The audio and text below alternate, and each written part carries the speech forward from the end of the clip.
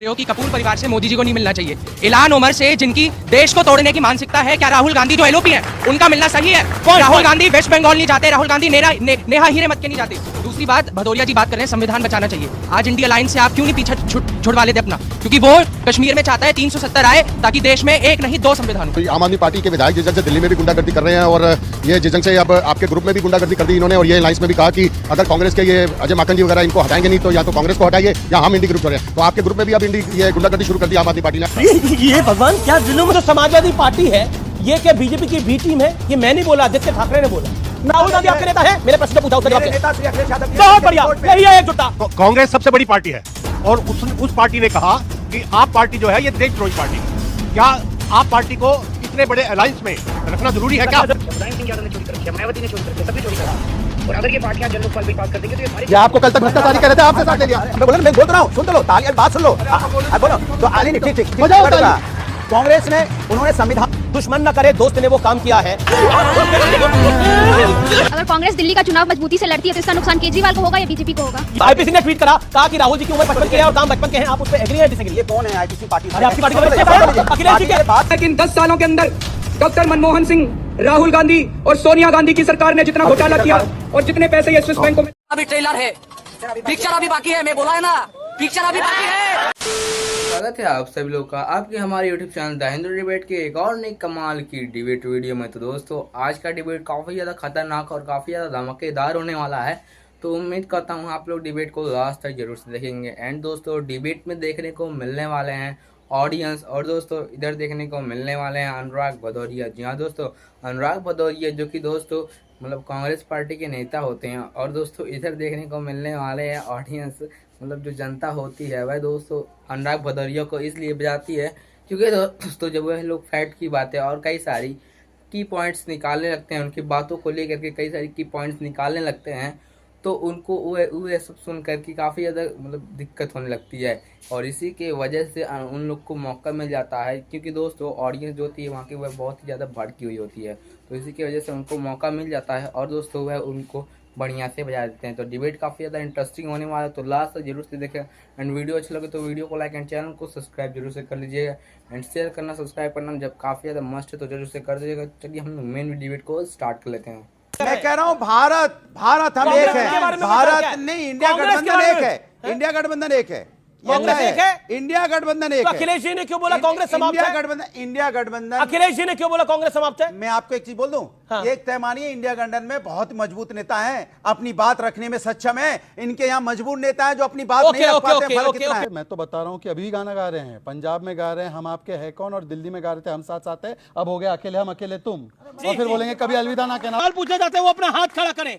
मैं भदौरिया जी से पूछना चाहता हूँ कि इंडिया अलायंस के हैं ये, तो आम आदमी पार्टी के विधायक जिस जंग से दिल्ली में भी गुंडागर्दी कर रहे हैं और ये जिस जंग से अब आपके ग्रुप में भी गुंडागर्दी कर दी इन्होंने, और ये अलायंस में भी कहा कि अगर कांग्रेस के ये अजय माकन जी वगैरह इनको हटाएंगे नहीं तो या तो कांग्रेस को हटाइए या हम इंडी ग्रुप छोड़ें। तो आपके ग्रुप में भी अब ये गुंडागर्दी शुरू कर दी आम आदमी पार्टी ने, तो आप किसके साथ जाएंगे? क्या बढ़िया था गुरु। ओके, ये तो आम आदमी पार्टी के साथ ही सवाल पूछा गलत है। अखिलेश यादव जी जो बकायदा रैली करके आए हैं आम आदमी पार्टी के पक्ष में, मुझे लगता है इस प्रश्न का जवाब विवेक जी से को देना चाहिए। देखिए, सबसे पहली बात है एंटी नेशनल शब्द यूज किया गया माननीय पूर्व मुख्यमंत्री अरविंद केजरीवाल जी के लिए, ये गलत है। अरविंद केजरीवाल एंटी नेशनल नहीं है, और सीधी सी बात है जब वो थे उनको इम्प्रिजन किया गया था तो पूरा India alliance including the Congress party protest कर रहा था। तो कोई ना कोई एक्शन तो भाई कांग्रेस समझाए उनको, उनसे बात करे, जो प्यूनिटिव एक्शन ले। ये तो गलत है ना। ये जो समाजवादी पार्टी है ये क्या बीजेपी की बी टीम है? ये मैं नहीं बोला, आदित्य ठाकरे ने बोला है। नहीं, बिल्कुल नहीं, हम इसको नहीं मानते। वहां पे मिसअंडरस्टैंडिंग कुछ जरूर हुई है महाराष्ट्र में, लेकिन ये बहुत इंपॉर्टेंट घटक दल है। इनकी वजह से इंडिया अलायंस उत्तर प्रदेश जो कि सबसे बड़ा राज्य खड़ा है। ये कमाल की मोहब्बत है जिसके अंदर वही मोहब्बत है। राहुल गांधी आपके नेता है, इंडिया अलायंस के राहुल गांधी आपके नेता है। मेरे प्रश्न जो पूछा उसका जवाब दिया। नेता श्री अखिलेश यादव जी बहुत बढ़िया, यही है एकजुटता, मतलब चुटिया काटने का काम है। Okay, for apple, B for ball, C for cat. आइए बढ़ते हैं आगे, सवाल पूछिए, आपका क्या है सर? ये कांग्रेस सबसे बड़ी पार्टी है और उस पार्टी ने कहा कि आप पार्टी जो है ये देशद्रोही पार्टी है। क्या आप पार्टी को इतने बड़े अलायंस में रखना जरूरी है रखना क्या? जरूरी है, ये एक पॉइंट आया है। ठीक है, बिल्कुल जरूरी है। वो घटक दल है आम आदमी पार्टी इंडिया अलायंस का, आगे भी रहेगा। और अरविंद केजरीवाल को एंटी नेशनल कहा गया, ये सही नहीं है, जरूरी है। और ये कांग्रेस की ऑफिशियल लाइन भी नहीं है। एक सवाल क्या है? 2025 में प्रियंका गांधी के सांसद बनने से कांग्रेस को कुछ फायदा होगा? कांग्रेस को कुछ फायदा होगा या प्रियंका गांधी वाड्रा पर? ये मैं शहजाद पूनावाला से जवाब ले लेता हूं, उनसे बेहतर कौन होगा जवाब देने के लिए। 2025 में अब पहले भैया थे, अब दीदी भी है, यानी डबल अटैक होगा भारतीय जनता पार्टी पर। चलो भाई देखो अब मैं क्या करता हूं। राहुल गांधी और प्रियंका गांधी के बारे में शहजाद भाई की बात को मैं आगे बढ़ाता हूं। पहले मम्मी भी थी, बेटा भी था, अब बहन भी आ गई, कुछ दिन में जीजा भी आएंगे, लेकिन कांग्रेस का कुछ नहीं होने वाला। कांग्रेस का कुछ नहीं होने वाला है, क्योंकि परिवारवाद का पोषक अगर कोई पार्टी है, परिवारवाद का कोई पोषक है तो वो कांग्रेस पार्टी और उनके गठबंधन के लोग हैं। कभी नहीं होने जा रहा है। उन लोगों ने बिजनेस बना दिया, उन्होंने राजनीति को बिजनेस बना दिया। कांग्रेस और राहुल गांधी और सोनिया गांधी ने कांग्रेस को एक पार्टी नहीं, व्यापार बना दिया। अभी विवेक जी ने एक चीज की, मेरे मित्र है, अच्छे मित्र है, उन्होंने ऑब्जेक्शन किया। मैं उनके ऑब्जेक्शन को तब स्वीकारूंगा अगर वो मेरे एक पॉइंट को स्वीकारे। बोलिए कि वायनाड से जो कैंडिडेट जीता वो इंडिया अलायंस का कैंडिडेट था, प्रियंका वाड्रा इंडिया अलायंस की थी। खुद ने लेफ्ट का कैंडिडेट प्रियंका के सामने रखा और अब यहां पर आकर मुझे समझा रहे। बताइए क्या कंफ्यूजन है? अब सुनिए, मैंने पूरी बात नहीं करी। अभी यहां पे गुफ्तगू चल रही थी कि फलाने ने फलाने को करप्ट बोला, अपनी पार्टी में ले लिया। सुनिए, कर रखी है, मुलायम सिंह यादव ने चोरी कर रखी है, मायावती ने चोरी कर रखी है, सबने चोरी कर रखी है। और अगर ये पार्टियां जन लोकपाल बिल पास कर देंगे तो ये सारे, ये आपको कल तक भ्रष्टाचारी कह रहे थे, आपसे साथ ले लिया। यही नहीं, अभी और सुनिए। अब तीसरी बात, पूरी बात सुनना जी। अभी आंबेडकर जी की भी बड़ी प्रशंसा कर रहे थे, करनी चाहिए। पता है क्यों?